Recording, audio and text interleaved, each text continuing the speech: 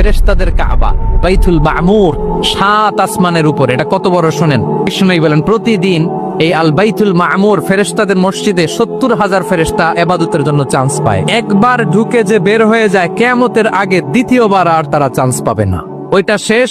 এরপরে সিদরাতুল মুনতাহা সীমান্ত বৃক্ষ, এটা আরো বড়। ফেরেশতাদের জ্ঞান সীমানা ওইখানেই শেষ।